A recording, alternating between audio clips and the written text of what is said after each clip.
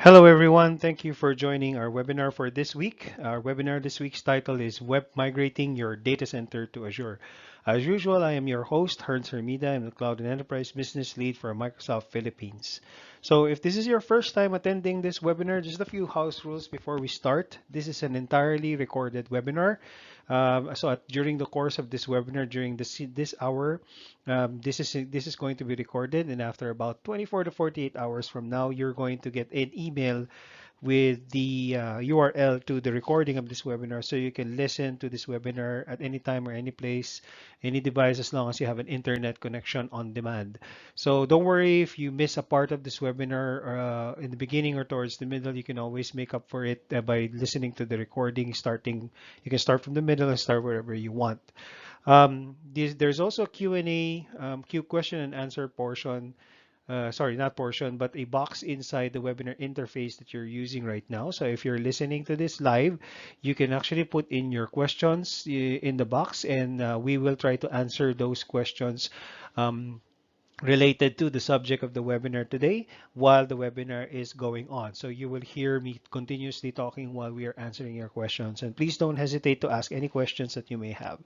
If we did not answer your question, or if you have any more further questions or inquiries of anything that you have heard today in this webinar, you can send me an email here at hrmida@microsoft.com.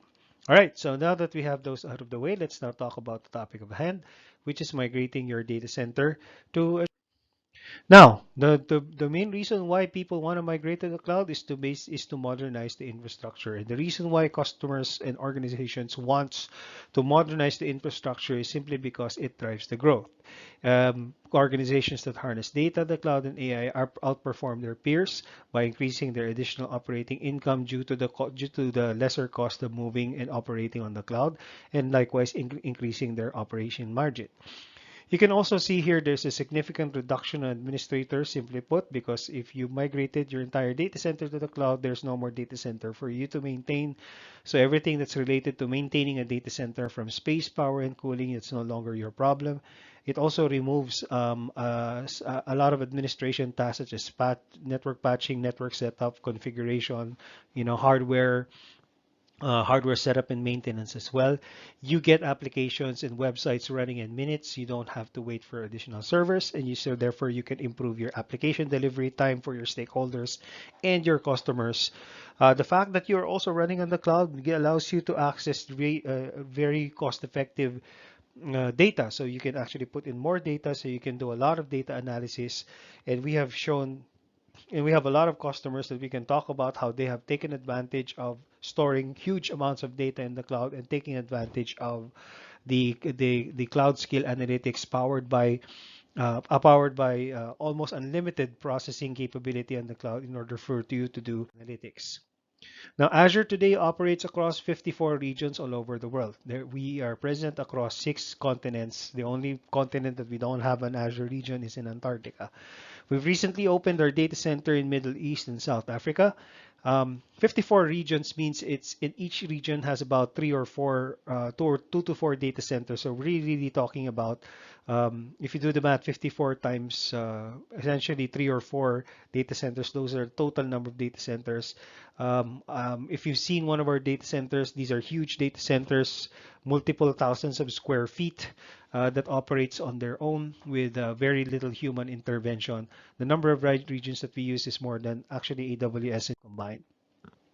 Now, if you take a step back and think about why do you want to migrate and modernize to and through the cloud, there are many triggers. So you can see here, you can pick your own reasons why you want to move to the cloud. Some customers simply have the data center contracts expiring already, so therefore they're going to have to let go of data center space. You have urgent capacity needs that your current data center and capacity of your data center can no longer handle. You need to refresh your software and your hardware. So maybe this is the time where you have to replace certain old hardware already with new hardware. So this is a good opportunity for you to actually migrate to the cloud and take advantage of the non-obsolescence nature of the cloud, if you will. You're threatened by security and you can no longer handle it yourself. And as you can see, and you probably have heard, and I will talk about that a little later, there's no other place where you can have your data more secure than the cloud that we manage. You also want to be compliant with certain rules, such as, for example, GDPR, and the only way for you to and you've realized that the only way for you to be compliant with some of these data privacy rules, for instance, as quickly as possible, is to use a platform that can allow you to accelerate to those compliance needs. You need to innovate your applications, and another common trigger is that the software support is on. So speaking about end of support, one example here is Windows Server 2008 and Windows Server 2008 R2 and SQL Server 2008 and SQL Server 2008 R2. SQL Server 2008 R2 end of support already ended in July 9th of 2019. So as of today, we're about more than a month after end of support. So if you're still running SQL Server 2000 and 2000 R2, your application and your entire platform is already out of support, which means that Microsoft will no longer provide any security updates, which opens up your organizations to compliance and regulatory support. And you may also consider this as a missed opportunity for you to innovate your platform to the latest platforms. You can still get additional support and patches, but this will be expensive because you're going to have to pay for additional support to extend the support of your SQL Server further to more than 3 years, and not to mention the additional support that the hardware that you need that you run these applications on may require from the hardware vendors. And then we are going to experience the same thing come January 14th, 2020 for Windows Server 2008 and R2. So for a lot of our customers and our partners, this is one of the primary triggers for them to move to the cloud because it presents an opportunity for you to modernize these platforms to the cloud. Okay. The journey to the cloud means that you have to take a look at three basic aspects. The infrastructure, where your application runs on. And when I say infrastructure, I basically mean um, the hosting component of where you're running your applications on. This may be bare metal, this may be virtual machines running on Hyper-V or VMware. Not to mention the network infrastructure, the way the networks is configured across your different applications in your current data center. Because for all you know, and it's not uncommon that some applications are actually divided logically or physically between one another through these networks. The second thing is your data, what your application works with, in a sense. So where does your data live? Are they living in SQL servers? Are they running on Oracle servers? Are they running on open source? Are they running on non-structured database structures, tables, files, etc.? Are they running on platforms that are already near on the support, and all of these other considerations? The third thing is what your application does, the app itself. Okay, so some of your applications may actually be written in old code, such as, for example, Java Enterprise Edition. Some of them may have been already updated using to be cloud native. Some of them may be running PHP, .NET, etc. So all of that, you'd have to make a decision on all of these and figure out what you want to do. Do you want to migrate or do you want to innovate? So migration basically means you basically take your infrastructure, the data, and the application itself as is and move it to the cloud with few or minor changes. Or you can make an immediate decision to innovate, which means that you'd have to take the data and application and rehost them, or even re-architect them to a certain extent to newer platforms so that you can protect them against further obsolescence in the near future. Plus, you have to layer out a layer of unified management, security, governance tools, and DevOps for continuous application development.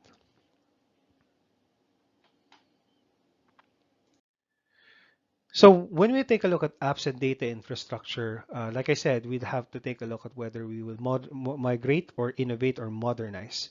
So further, if we double click on that, each application, along with its corresponding data and underlying infrastructure, you'd have to put down a list and figure out what you want to do with them. Do you want to rehost them? Do you want to refactor them? Do you want to re-architect them? Do you want to rebuild them or acquire a new one, or do you simply want to replace them? And then we'll have to choose the components that's currently available on the cloud or Azure, such as virtual machines, containers, apps, and different data and different other services on Azure. There are about close to 300 of these services in Azure, and pick each one, determine which one you're going to use based on what you want to do with these applications, whether you want to migrate or innovate them. And then, of course, say, layer again on top security and management. When we look at rehosting, we are essentially looking at primarily IaaS or infrastructure as a service. This is simply redeploying your application or your database to the cloud.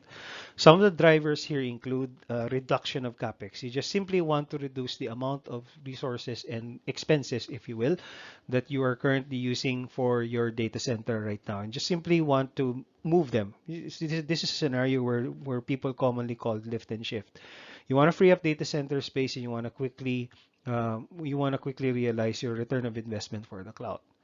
Refactor means you minimally alter or take a better advantage of the cloud. So it means that you'd have to go back to the source code of the application and the database that you're trying to look at, and you would have to consider components such as containers, microservices, and other platform as a service.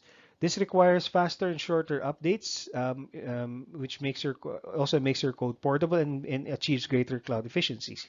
So, for example, in future webinars, you'll learn how to discern the differences between VMs and containers. But if you already know that, the containers, Kubernetes, that's managed by Azure Kubernetes Services or standard open source Kubernetes, if you will, are more efficient, have smaller footprint compared to that of a virtual machine. Now, when we go to re-architecting, it means that you materially alter, decompose the applications into multiple services. This really means that you'd have to take a look at the application itself and then re-architect it and re-architect the applications by decomposing them across different components such as PaaS, serverless, or microservices based. The advantages would include if you want to increase your scale and agility of your application, you want to adopt new cloud services, or if you want to mix technology stacks.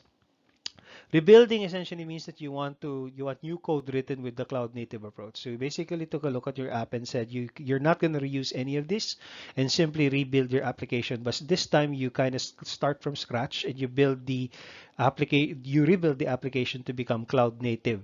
So in the future, it accelerates your innovation. It lends itself well to iterative DevOps. You build the apps faster, and finally you reduce operational cost.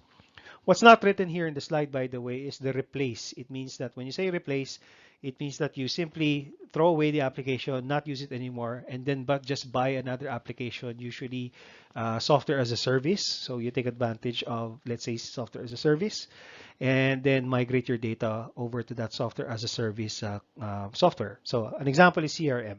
So maybe during the time when you were running CRM back in the day, you created your own CRM, but instead of migrating or lifting and shifting that CRM, you just decided to move to, say, for example, Dynamics 365 CRM and just move the data from your old CRM to Dynamics 365. That's what we need.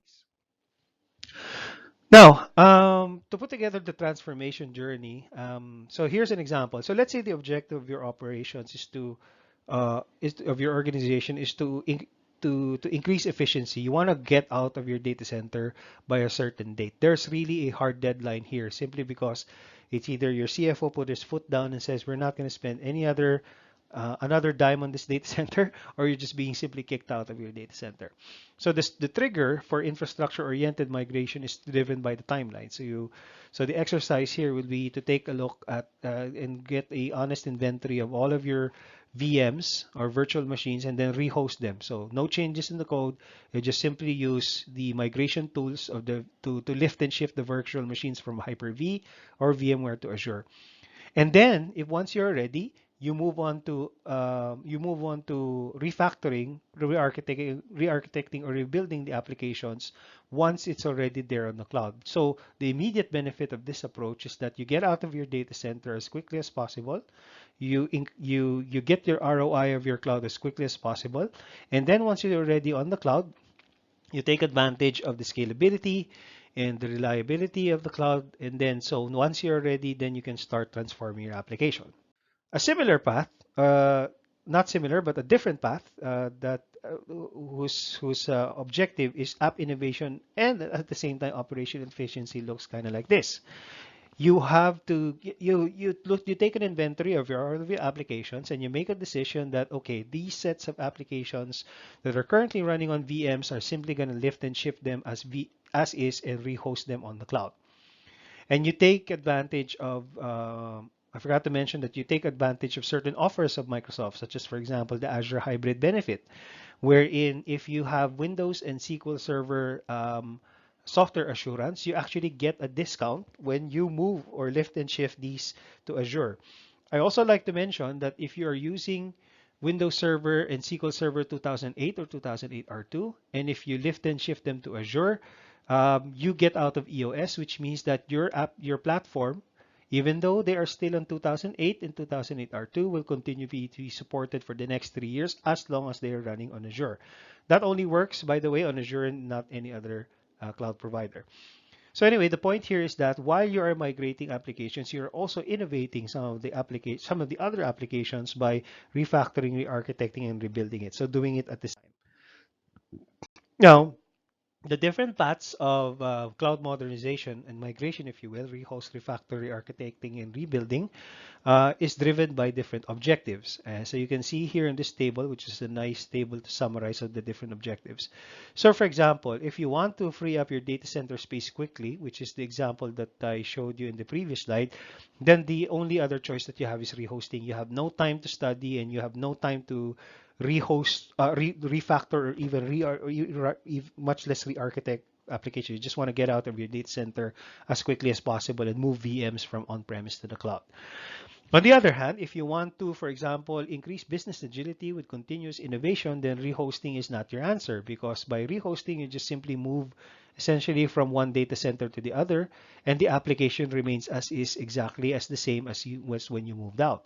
So it doesn't exactly address the objective for business agility. So therefore, you would have to either refactor, re-architect, or even rebuild. So this table, if you're listening to a recording of this one, you may want to pause here and try to figure out what are the objectives that you have for each of the applications inside your inventory, and then figure out what you want to do. Now, what are some of the common Azure migration and modernization projects that we have seen? So here's some of the most common one. You have applications that run on either on Windows Server or in Linux. So you lift and shift these applications to the cloud. So that's one example. You will also have data that's currently running on open source databases or SQL Server. So this would include application database or database systems that are specifically created and dedicated for analytics. You may have applications that are running on have been created on ASP, PHP, and Java that are currently running on application servers. Like for example, in the case of ASP.NET, you have a whole set of .NET and IIS servers that's currently running on your data center, and you have to migrate that at one app at a time.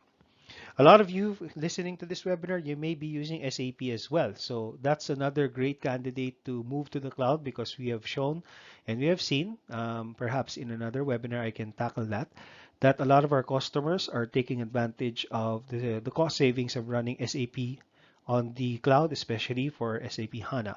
And then you also have specialized workloads such as high performance computing, NetApp, and artificial intelligence and what have you. So let's take an example of Windows Server. Let's take a look at the Windows Cloud journey. So here's a simplified architecture of what it means when you migrate. So when you migrate, like I said, you simply lift and shift the applications to Azure, and you may want to leverage on something called the SQL Managed Instance. So you have the different virtual machines, as you see there in the middle, that's connected together by a virtual network. And if this is a web-facing if this is a web-facing or a client-facing application, you may want to use an Azure load balancer facing the customer so that you can spread the load across these different application servers. And then the database, you may be using a SQL MI, or as an alternative, you can still run SQL Server as is running on a virtual machine.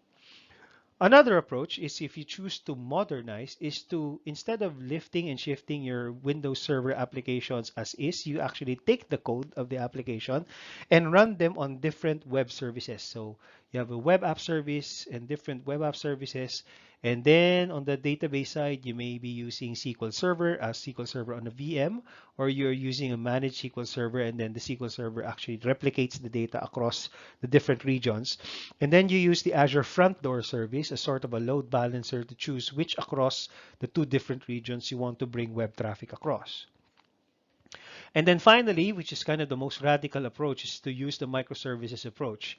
This means that you are going to decompose your applications and then run them as different events, and or maybe decompose them and run them as different containers, which is managed by the Azure Kubernetes services, and then split your data across structured and non-structured. So the structured data running on SQL database, the non-structured running on Cosmos DB, and then your different applications may be decomposed into Azure functions, and then you can start adding additional stuff on your application, like the ability to do to recognize, for example, handwriting or videos or pictures using cognitive services. Now, this is a typical thing. Sorry, I should have started with this slide, but this is what a typical an application that runs on Windows Server looks like on-prem. You got web servers, application servers, and database servers, which may be running on different virtual machines being hypervised by either Hyper-V or VMware. Then you would have storage in the background, like in the case of a SAN or NAS, and you would have hardware load balancers. So you can, so like I said, like I said, you can then make a decision whether you want to migrate this entire infrastructure kind of as is, but instead of using hardware load balancer, you use the Azure load balancer or any of our part balancers. So when you want to migrate to cloud using IaaS, this is what it looks like. So the components that you will require, of course, are Azure virtual machines. Our virtual machines can run on Windows and different flavors of Linux. You can choose between Windows Server of different versions, or you can choose to run Windows Server 2003. Like I said, if you want to remain on Windows Server 2003 and you're not ready to move out of Windows Server 2003, but you want to make sure that your applications are still secure, the only way that you can do this is to run them on Azure. You can choose to use the Azure SQL database. This is a SQL Server managed service wherein the SQL Server infrastructure is being managed by Microsoft. As for storage, you have different Azure disks and you can choose what type of options that you want to use for your different virtual machines. You can use anywhere between standard hard drives to high performance SSDs. Uh, the load balancer and the web application firewall service is also available, and then you overlay to that Azure Blueprint for governance and cost management, etc. Now, just a little bit about Azure VMs. A single VM SLA, by the way, is 99.9%. This is just a reminder to everyone. So, single VM with premium storage, the SLA is 99.9. So, if you would like to have to increase your virtual machine SLA to 99.5%, you would have to choose the option called availability sets, which automatically replicates contents from one VM to another VM within the same region. You also may want to consider availability zones to up your SLA from 99.995% to 99.99% for protection for entire data center failures. It has happened in the past where in the Azure infrastructure, for example, in a few months ago, one of our data centers in the US got struck by lightning, and then the power conked out. The generators kicked in, but we lost some network capability within that data center. Hey, it was something that we couldn't really avoid because it was a lightning strike. But the point here is that you wanna still be wary about those types of situations, which may or may not occur. So you may want to be prepared for that by upping your SLA by selecting availability zones instead of running single PMs. All right, now let's talk a little bit about the Azure SQL Database Managed Instance. This is a full SQL Server installation that is running on Azure.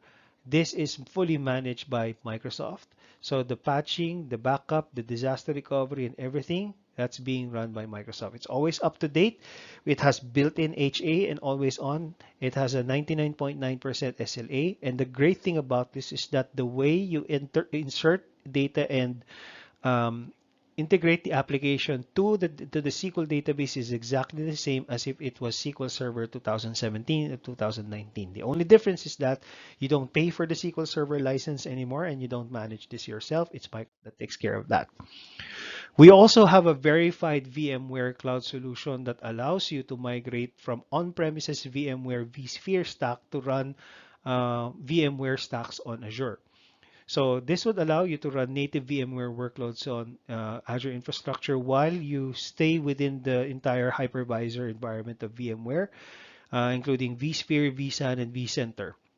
So this allows you, the main benefit here why customers are super interested in this type of service is that you've already invested in VMware and you don't want to get out of VMware, but you want to modernize your underlying hardware that runs your current VMware on-premise to hardware that is always updated and always secure on Azure. So this is a validated service that's offered by Microsoft, and it's validated VMware.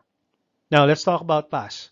So the previous example is that, say, for example, you decide not to lift and shift the application and run them on VMs, but instead get the code of the application and run them as web services. So in Azure, for instance, we have a service called Web App. It is essentially a massive parallel application server that can run PHP, Python, Java, or any type of very common code, even .NET included, and that will execute your web code. The internet users will have to connect through a service called Azure Front Door. The backend database can run on SQL Server, and then you manage all of the applications that you currently running on web apps through Azure DevOps. So some of the benefits here not only include scalability, full management on Azure, but also full CI/CD pipeline with Azure DevOps, and of course, end of support is no longer an issue because you're running MySQL Server. Now, like I said, the extreme way to the extreme option is to fully decompose your application and run it on different services.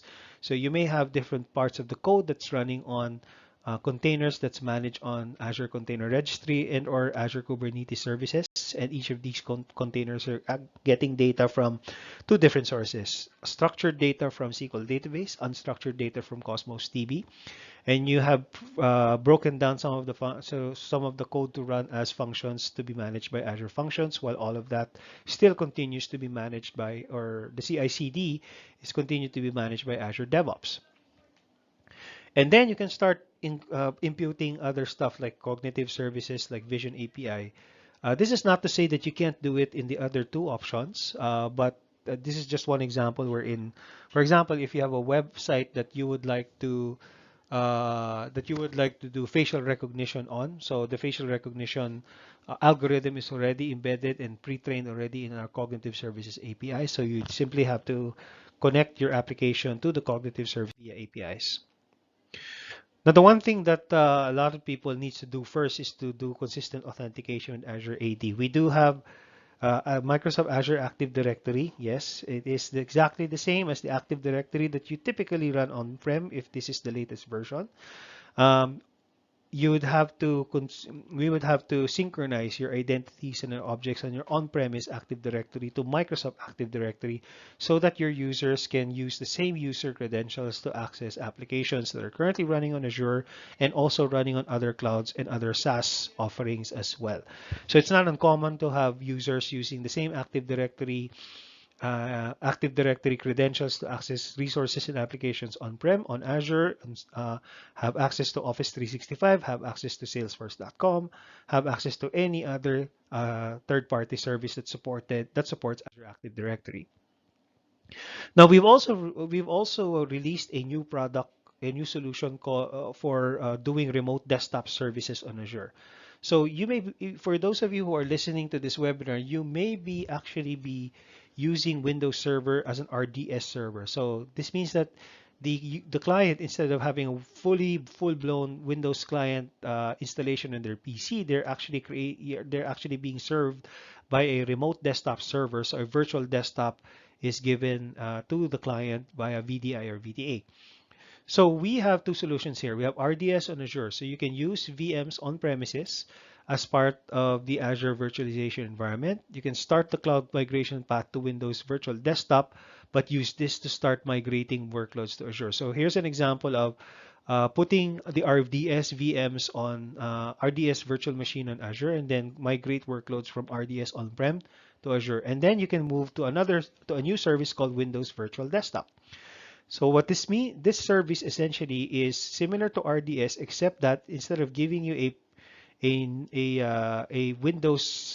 a Windows client of your choice of any version, what we can give you is a fully multi-session virtual client on running Windows 10. So you can so the server part is the server side is leveraging the past services, and we can actually host large number of users, some instances greater than 5,000 in a virtualized environment where you can accelerate the use of Office 365 Pro Plus. This is especially useful for you guys who are currently using Windows 7. The end of support of Windows 7, by the way, is in January 2020 as well. So if you want to move users from Windows 7, sorry, if you're not ready to move users from Windows 7 to Windows 10, you can use the Windows Virtual Desktop to continue serving them Windows 7 virtual desktops, but the Windows 7 that's running in those virtual desktops being served by Azure will no longer be subject to end of support for the next 3 years. Okay, let's shift over to data. So for let's shift over to data. We have different data solutions that are available on Azure. On the left side, you have different operational databases. We've already talked about Azure SQL Database. We also have a NoSQL data managed database, massively scalable solution called Cosmos DB, which is very similar to MongoDB. Instead of installing the MongoDB on a VM, Cosmos DB is actually a managed NoSQL database that you can use for websites and fast transaction applications. We also have managed databases for MySQL, Postgre, and MariaDB. On the right side, if you are doing cloud scale analytics, we have Azure Data Lake, Azure Databricks, which is our own kind of flavor on the open source Databricks platform for you to do big data analytics and AI-driven analytics, and HD Insight. SQL Server, for those of you who know, SQL Server can also run as a SQL data warehouse. So we have a managed version of that called Azure SQL Data Warehouse.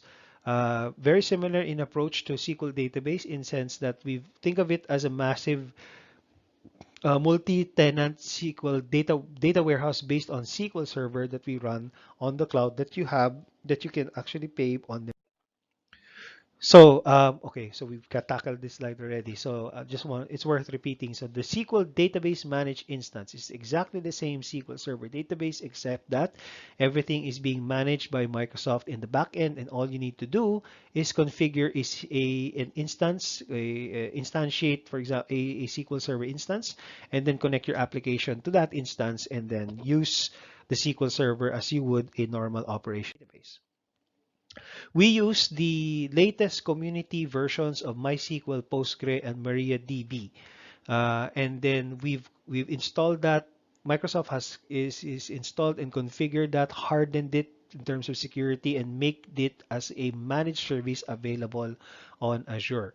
So some of you might be quite surprised, why is Microsoft running an open source database and offering it as a service? Well, that's the new world right now. So if you're currently running MySQL, Postgre, or MariaDB on-prem, and if you want to move to a managed service, you can definitely do that. So instead of getting a virtual machine a Linux virtual machine and installing any of these three databases yourself and managing it yourself, you can just simply use these databases on demand as they are being managed by Microsoft. So as you can see here, we provide the scalability, we provide the high availability, we secure the platform. It's super challenging to secure an open source platform, but we do that for you. And then it's also integrated across our many different Azure services that are currently.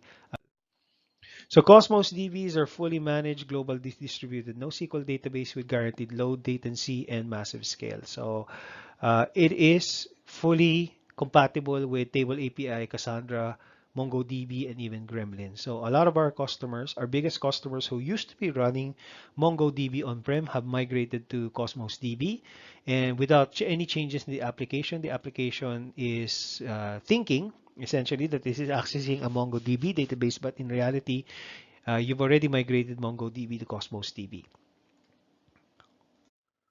Database migration approach. First is you can migrate your SQL server to Azure SQL Database. So we support backward compatibility up to SQL Server 2008.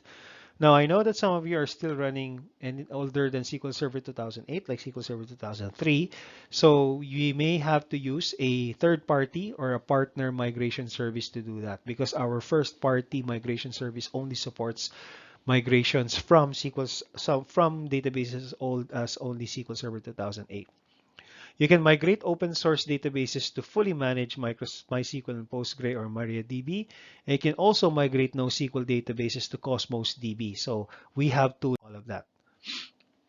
Now it is worth visiting this website, aka.ms/y5xmore.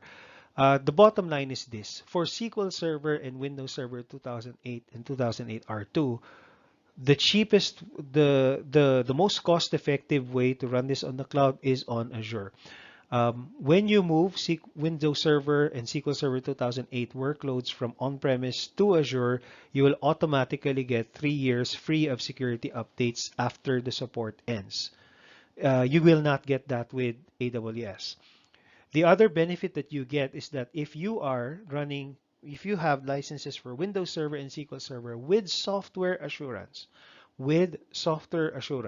you can get a discount on Azure automatically from between 50 to 80%, depending on whether you reserve these instances and depending on the sizes of the database or the VMs that you're going to get, as long as they run SQL and Windows Server. That benefit does not extend to AWS and is only for our customers.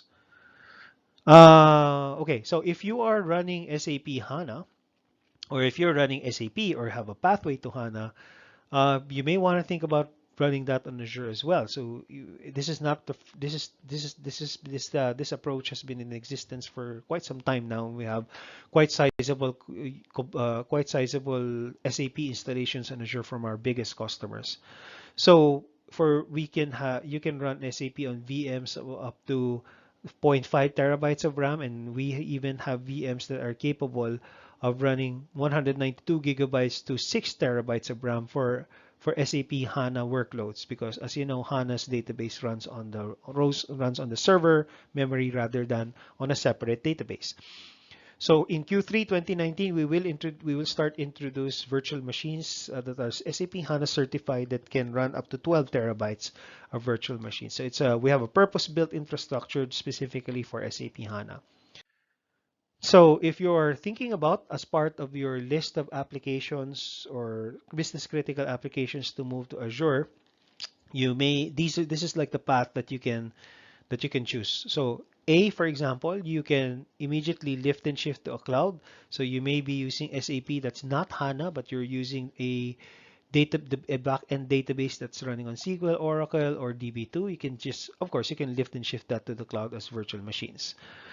Or you can lift and migrate to the cloud. So for example, if you're using SAP on Oracle, and if you chose not to use Oracle once you go to the cloud, but instead of using SQL Server, we have migration tools that can migrate SAP databases running on Oracle to SQL Server. You can also do letter C, which is lift and shift migrate to cloud and migrate part of it to HANA.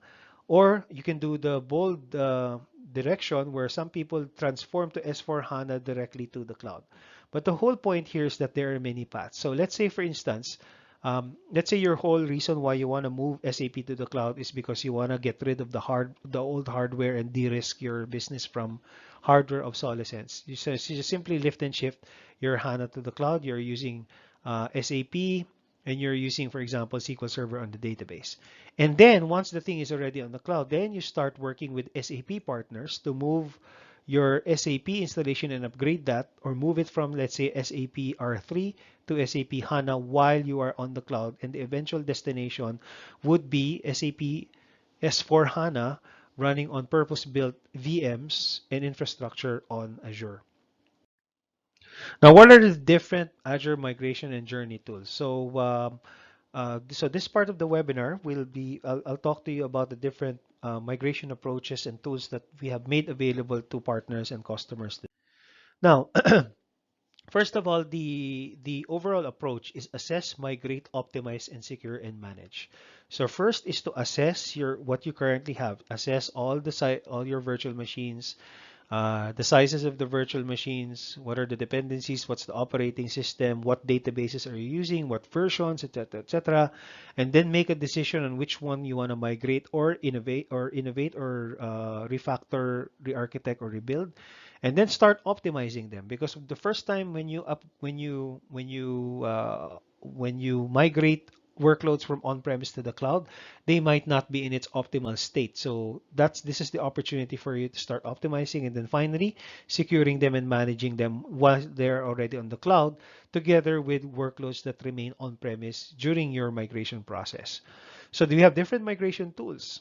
There's an Azure Migration Center website that you can go to get a lot of best practice guidance documents, TCO studies, and what have you, and also connections to different partners that have done this several times, including Azure expert managed service providers whose main reason for existence, if you will, is to migrate customers from on-premise to the cloud. And then we layer that with Azure Fundamentals. We have several documents with documentation within the Azure website on Microsoft Learn. I will show you where they are located shortly, to look at target architecture, how to govern them, what's the best practice for connectivity and security, and then continuous training and readiness for your. There are many tools for each one. So the tools that you're currently seeing in front of you are all first-party Microsoft tools. So for assessed, we have the Azure Migrate tools to take a look at to take a look and assess your current VM infrastructure and determine their suitability for the cloud. And then you have the data migration assistance and also the database migration assistance and the SQL Server migration assistance, all of them whose job is to migrate data from on-premise databases, whether they are Oracle, SQL, open source, to Azure databases, whether they are SQL on a VM, SQL managed instance, or SQL, or managed MySQL, Postgre, or MariaDB. On the migrate side, we have an Azure Site Recovery service whose job is to move VMs from on-premise to the cloud, the database migration service. And then we also have optimized tools like Azure Cost Management to continuously look at how much you're spending on the cloud and give recommendations on how to maximize or optimize your cost for the cloud. Azure Advisor, whose job is to continuously take a look at how you're using the cloud and advise you on how to optimize your usage of Azure. So, for example, things such as reducing virtual machine sizes based on the actual utilization and whatnot. And then you have Azure Security and Management. I would also mention that we also have a number of partners, people from Movir, Cloud Demise, Cloud Atlas, BitTitan, Turbonomic, Informatica, and so on and so forth. All of these that you see there at the bottom have specialized tools that also does the same thing: assessment, migration, and also optimization. So you actually have a choice of either using the first-party tools that are available on Azure and Microsoft, or using part solutions. So, for pre-migration, you can get started at no cost because a lot of these first-party tools that we make available are actually free. Azure Migrate, for instance, is a free assessment tool. Azure Site Recovery, you can use it at a limited time for free, and then Azure Cost Management is Azure as well. So Azure Migrate, essentially what it does is that it takes a look at when you let this tool run within your environment, it takes a look at application performance history, configuration data, how the applications are connected to each other. It does VMware assessments, Windows and Linux assessment, and then all of that is then processed by the Azure Migrate tool and gives you a report that shows you Azure Sustainability Analysis, ergo compatibility. Is this particular virtual machine? So out of, for example, the 100 virtual machines that you currently have on-prem, how many of them can be migrated to Azure? And what type of virtual machines is equivalent to the VMs that you currently have on-prem? It also makes recommendations on the right size Azure resource model. Like if you have a 64, let's say for example, you have a 64 GB 8-core VM on VMware on-prem, And then after realizing that it's not fully maximized, it may recommend that you scale this VM down to say 32 gigabytes of RAM and 4 cores once you move that to Azure. It gives you Azure cost estimates. So when you go to your finance approver, you can tell them how much you estimate you're going to cost on Azure when you do this migration. And also does a dependency map because you don't want to migrate VMs randomly. You want to migrate VMs at the right order because some VMs are dependent on other VMs. The Azure Site Recovery tool, or ASR, what it does is you can see there in the middle, it sets up the source and targets environment. You set up the replication policy. You replicate the VMs from one on-premise to the cloud. You can also run a test migration, and it can also do failover to Azure. So the Azure Site Recovery, the original intent of the ASR tool is actually to quickly recover. It's a DR tool essentially to quickly recover VMs that are lost on-premise or becomes unavailable to the equivalent VMs on Azure.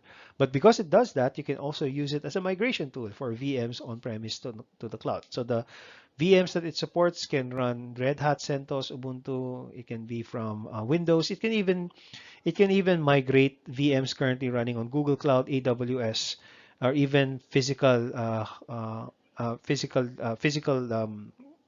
bare metal servers. Okay, so that's site recovery. The database migration service, it does one job, which is to get data from either SQL Server, MySQL, Postgre, or MongoDB. It does an assessment first using the SQL Server migration and the data migration assistant and gives you a report that shows you, oh, these are all the databases that I have found, and these are the applications that are connected to these databases, and these are all the objects that can be migrated, and these are the objects that cannot be migrated, because we have to be honest for ourselves, because sometimes some of these databases are so old that they may be using, statements or triggers or stored procedures or anything like that that are no longer supported on modern platforms.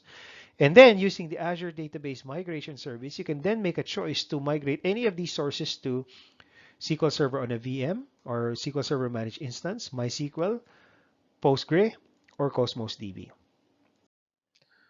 Now, once you've already migrated your VMs and once you've already migrated your databases, as you move, you can use the Azure Migrate tools to right-size Azure resources, and also remember to use your Azure Hybrid benefit. So as a short review, the benefit is if you have software assurance for Windows Server and SQL Server, you can actually claim a discount on Azure.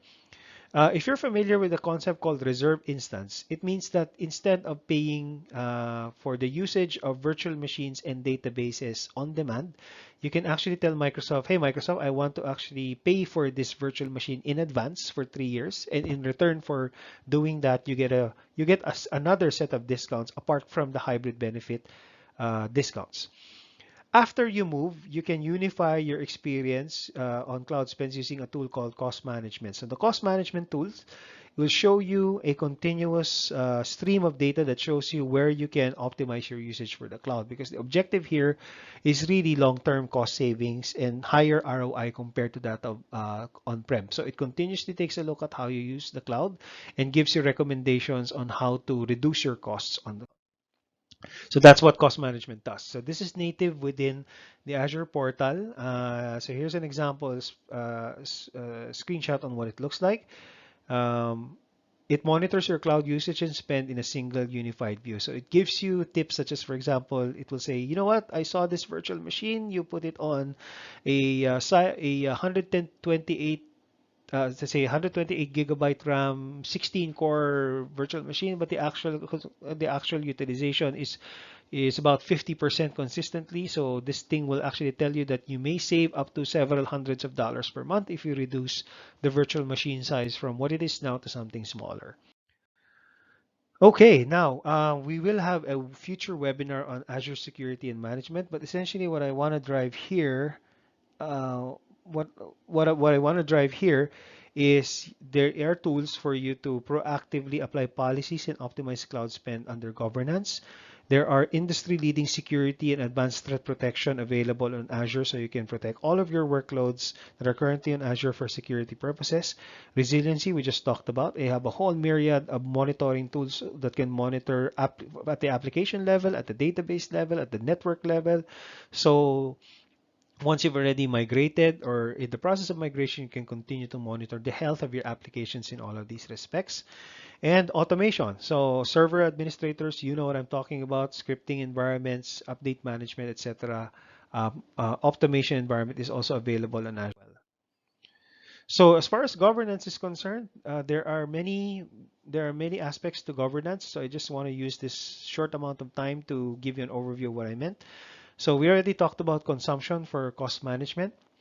You want to create, there's also something called resource graph. So you can take a look at the different resources that's available on your cloud instance on Azure and determine, for example, utilization, blueprints, which will allow you to create repeatable templates so that once you create a similar environment, you don't have to start from scratch. You can implement through Azure policies. So for example, you can do enforcement, such as, for example, what type of user profile can create what type of resource within Azure, and then organizational hierarchy using once you already migrated most of your intended workloads to Azure, you also have to you also have to evolve your management approach to suit your workloads needs. So for example, if you are in the data center environment, these are the typical tools that you will use, assuming that are using Windows Server and SQL Server.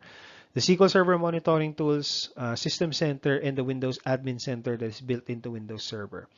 But once you start rehosting applications to Azure, once you're already dealing not just with physical servers and VMs on-prem, but also VMs on the cloud, then you would have to extend your System Center capability to monitor Azure resources as well. The same with Windows Admin Center, and you can start using the different Azure security and management tools and database management tools. So the whole point here is that you'd have to evolve your management and monitoring approach, considering now that you have a hybrid cloud environment where you have workloads running on-premise. So two important websites for you to visit: azure.com/migration. So all things migration, guidance, tools, support, sample templates, customer examples of how they did the migration, and so on, and training on migration. It's all here on azure.com/migration. You can also visit this. I hope this is still available, aka.ms/contoso/migration. This is a detailed walkthrough of different migration scenarios using a fictional company called Contoso that has everything running on-prem. So when you walk through this document, it will give you some examples of how this fictional company called Contoso has migrated different types of applications, databases, and infrastructure to Azure to give you some guide on what to do. Best practices, three aspects. First is people. You would have to set up a migration center of excellence, more of that later on. Ensure that your right stakeholders are engaged, because in some enterprises, I know for a fact that some of these applications are actually owned by business users, so we have to make them part of your circle as well. This is not just strictly an IT project, but it will involve business decision makers as well. You have to drive organizational culture change, because um, we're not just changing platforms, but we're also changing the way we manage IT. We no longer just manage on-prem components, but we also manage cloud components as well. Don't do this alone. Please use skilled migration partners. This is super important. If you don't know what to do, don't guess. And don't waste the company's time, your organization's time, by learning all of this on the fly. Hire someone who has done this several times and are already certified experts. These are called Azure Migration Expert Service Providers. So hire them, learn the ropes from them, migrate the first few workloads, and once you've already learned the ropes from them, then perhaps you can do it on your own with supervision from them, or no supervision at all. Provide learning paths and certifications. I'll show you the different sources of learning and certification later on towards the end of this webinar, but it's important that you get your cloud team to be prepared for any new learning paths, any new learning approaches in the future as well. You have to build your business case with executive sponsorship. So in the next slides, I'll show you how you can create a TCO study. Plan your migration strategy. We just talked about that at the beginning of this webinar. So, put together your list of applications, which one you want to rehost, which one you want to refactor, you want to re-architect. Are you going to do both migration and innovation at the same time, or do you want to migrate first and innovate later? Start small, do a small pilot. Okay, start with one department, start with a non-critical application so that you get your feet wet. And then track and optimize your cloud spend. The good thing is that the Azure Cost Management tool is already built into Azure. It's for free, so you can continuously monitor how you're tracking your cloud spend. And eventually, once you've over time, you're going to get good at this. For the technology side, learn how to govern Azure environments and resources. Extend your networking and availability and identity to Azure. That's why I spend some time talking about extending Active Directory to Azure. And choose the migration tools best suited for the job. I would be the first to admit that not all the time our first-party Azure migration tools coming from Microsoft are the best ones. There are a number of ISV or third-party tools that are well more suited for some environments. So a great example here is we even have some customers who are still on Windows Server 2003. The first-party services the first-party migration service that Microsoft offers no longer support that as the source VM version. So therefore, you'd have to go to a third party to get support for Windows Server 2003.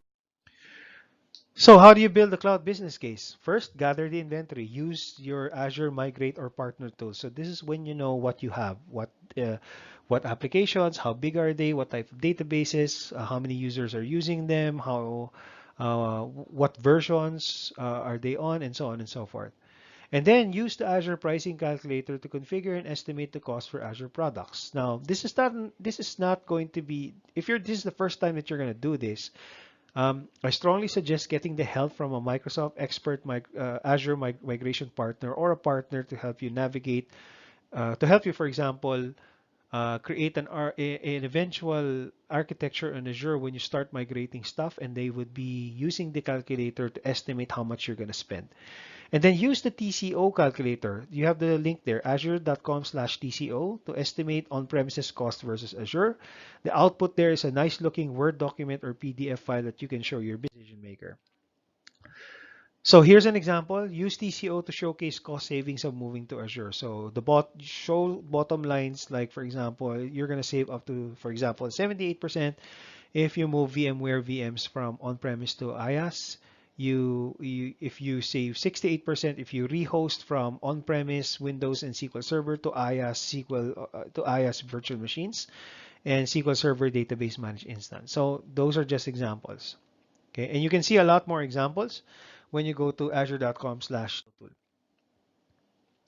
Okay, we talked about this a while ago, setting up migration centers of excellence. The COE, or the Center of Excellence, would continuously take a look at your application portfolio and evaluate which one goes next when you start migrating and which one needs to be migrated plainly or re-architected or refactored. Your migration teams usually should be organized by line of business and should be very close to the business decision maker, because you want to share the decision between yourselves in IT and the line of business owners. All right, now we are at the end of the webinar. That's a lot of information, but if you are listening to this to the recording, I highly recommend that you go back to the recording to listen to some of the stuff. Anyway, just to get through more things, you can still get your Azure free account by going to azure.com/free. Once you've already registered, you will get a $200 credit that you can use to use any service for Azure for 12 months. As long as you don't go over the limits of what you see there in front of you, your $200 credit remains intact. But once you go over, for example, using more than 250 gigabytes of SQL database, then your Azure credit starts dwindling from 200 down to zero. But before it even gets to zero, you're going to get a friendly reminder in the Azure portal and an email asking if you want to continue. Using your Azure subscription, but this time paid via credit card. And these are the different services in the Azure Free that you can continuously use, that would not charge against your $200 credit, and it's free for your use for 12 months. Training is available on Microsoft Learn, so you can see the URL over there. So what's nice about this is that the training is all recorded. There's video recorded training. There's code samples. There are laboratories that you can go to, and if you select the roles in the drop down, whether you're an administrator, AI engineer, data scientist, developer, or what have you, all the training content will be curated and will be pre-selected depending on the role that you have chosen. There's a special school just for AI. So if you want to learn how to create chatbots using our bot framework, how to create applications that can see, that can listen using our different cognitive services, you can go to aischool.microsoft.com. If you're completely new to some of the fields that I've been talking about, there is also Microsoft Professional Program that's free online training that's available on academy.microsoft.com. So for example, you can get a complete course on data science. And this data science course not only is conducted by Microsoft trainers, but also trainers from major universities and colleges as well. And all of them is, again, for complete documentation is available on Microsoft Docs. So just do a search for Microsoft Docs, or you just enter the URL there you see there in front of you. Click on Azure, and then all the documentation are always updated and always complete. You can see it there, including code samples and links to GitHub. Now, our friends locally, DDLS, is a certified Azure trainer, and they are currently offering these courses: Azure Fundamentals, and you can see the prices right there in front of you. Courses for becoming an Azure architect, an Azure administrator, and also developing solutions for Azure. You can see the contact details right here at the bottom. Contact our friends from DDLS if you are interested in attending any of these courses. These are classroom instructor-driven courses. And please don't forget the promo code right here at the bottom. Tell them about this promo code to get a 10% discount that's good until 31st of October 2019. If you like attending these webinars and you would like to attend future webinars, just go to aka.ms/msfy20 webinars. It will give you a list of all the webinars that are going to be conducted in the near future, as you see there in front of you. What is your cloud strategy is next on the 28th of August. And go to this site to register for these webinars, so that you can listen to these types of long form discussions on different types of topics on Azure. All right, this is we come to the end. This is the end of our 1 hour. Thank you very much for listening to me, and this has been your webinar host, Herns Hermida. And from Microsoft Philippines, my email address is right there at the bottom. So in case you have any questions, I hope you posted it in the Q&A window and we've been able to answer that. But just in case you still have questions, just send me a note, or any inquiries that you have heard so far, you have heard in this webinar. Thank you very much once again, and we hope to see you in our future events, and have a great day ahead of you. Bye.